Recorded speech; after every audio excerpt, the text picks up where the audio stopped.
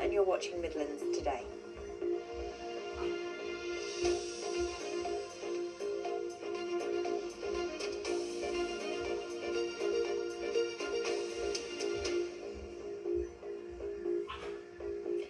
Good evening. This weekend is predicted to be one of the busiest of the year for travel, as many of us get away for Easter. Despite soaring fuel prices, the RAC says it's expecting more journeys this year than last year. James Boville has been to the National Highways Regional Control Centre in Birmingham to see how they keep the traffic flowing. How many passengers are on board? Is it just yourself and the baby? Thursday lunchtime and a car was broken down with a baby on board. Thankfully, they've made it to a refuge point. Okay, we're going to get a crew to you, don't worry. But breakdowns in a live lane are a different story. Breakdowns are a major source of congestion on the network. Like this one on the M42 near Solihull is already causing around 6 miles of tailbacks, and the number of breakdowns are on the increase. Figures for last spring are 25% higher than in 2022. With 21 million leisure journeys expected by road this weekend, a million up on last year, National Highways is lifting 1,500 miles of roadworks and urging drivers to carry out basic checks to avoid unnecessary breakdowns.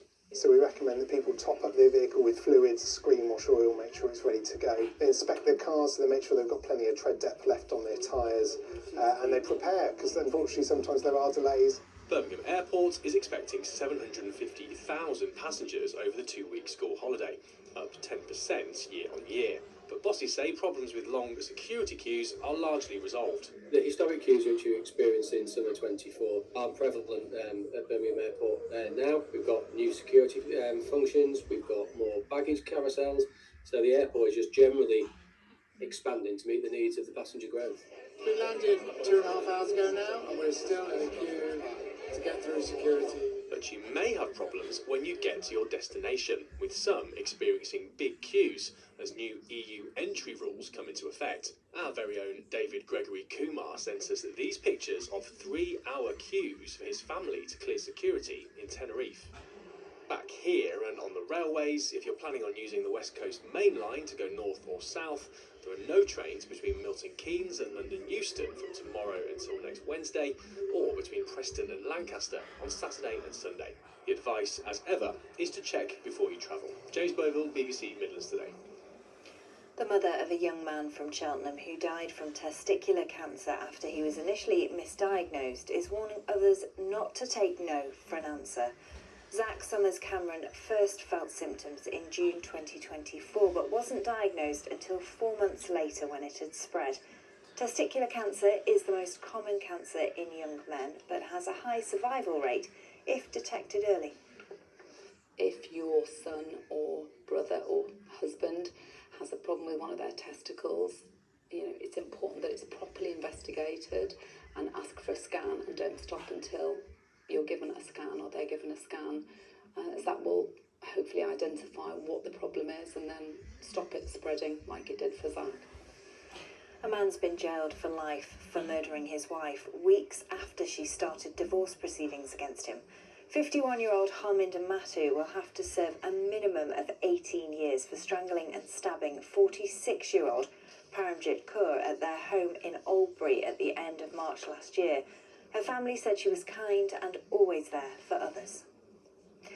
Thousands of Port Vale fans will be heading down to London on Saturday to see their team in an FA Cup quarter-final for the first time in 72 years. If they win, they get to play a semi-final at Wembley. Our sports reporter Dan Pallett has been to Vale Park today to see the club's final preparations for a huge game. It was the moment Port Vale's cup run gained national attention. Missed at the near post, but in! And Port Vale lead! Ben Waine scored the only goal as League One Port Vale beat Premier League Sunderland, and that winning feeling lingered. It was amazing. Obviously we had a game not too long after that, so it was trying to find a balance of enjoying that moment, but then once we got back into training, it was full focus on the next games. So far it's 5 wins out of 5 in the FA Cup, but now they face Chelsea, and for the first time in this cup run, they won't have home comforts.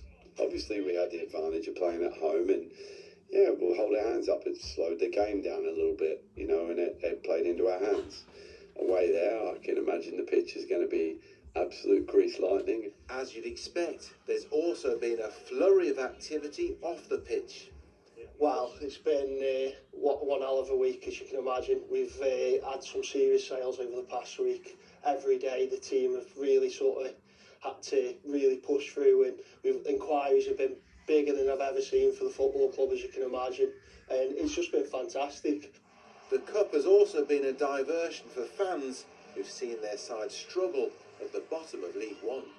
Dan Pallett, BBC Midlands Today, Vale Park. Well, the sun was out today, but it was a little bit nippy, so is that going to continue into the Easter weekend? Shefali's got all the details. Hello, very good evening to you. Well, it was a lovely day today, lots of sunshine around, although a touch cooler. Over the bank holiday weekend, though, we've got half and half. We start off with some rain, and then it's dry through Sunday and Monday, but it's breezy throughout. Currently, we've got a set of fronts heading our way from the northwest, and then we've got this area of low pressure that develops Saturday night into Sunday. This is Storm Dave. It's going to be heading off to the north, but we're on the southern flank, so that's where the winds come from. But currently, that cloud and rain is thickening up from the west. We'll get some patchy rain, not too much, and lows of about 6 to 7 Celsius. But windy into the day tomorrow. We could see gusts of 40 miles per hour. Cloudier, touch milder, and some rain, particularly so across the north of the region. But our temperatures really picking up on Saturday and again on Monday. Oh dear, and the cricket season starts tomorrow. That is all for now. There's more news in BBC Breakfast from 6 o'clock tomorrow morning. But from all of us on the late team, have a very good night. Goodbye.